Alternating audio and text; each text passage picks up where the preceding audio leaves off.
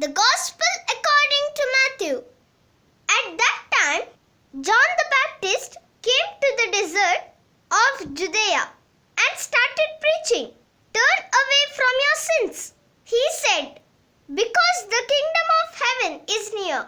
John was the man the prophet Isaiah was talking about when he said, "Someone is shouting in the desert, 'Prepare a road for the Lord.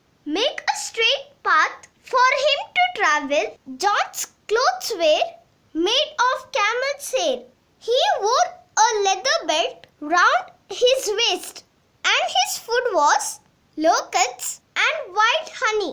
People came to him from Jerusalem, from the whole province of Judea, and from all the country near the river Jordan. They confessed their sins, and he baptized them in the Jordan. When John saw many Pharisees and Sadducees coming to him to be baptized, he said to them, "You snakes, who told you that you could escape from the punishment God is about to send?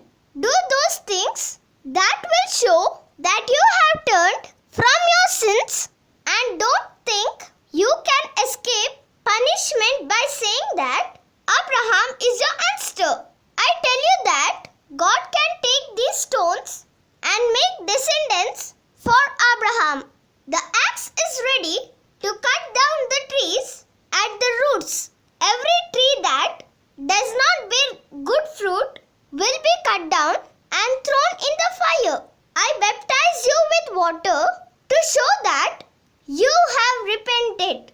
But the one who will come after me will baptize you with the Holy Spirit and fire. He is much greater than I am, and I am not good enough even to carry his sandals. He has his winnowing shovel with him to thresh out all the grain.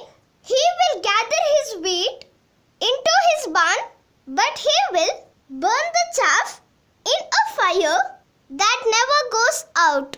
The Gospel of the Lord. Praise to you, Lord Jesus Christ.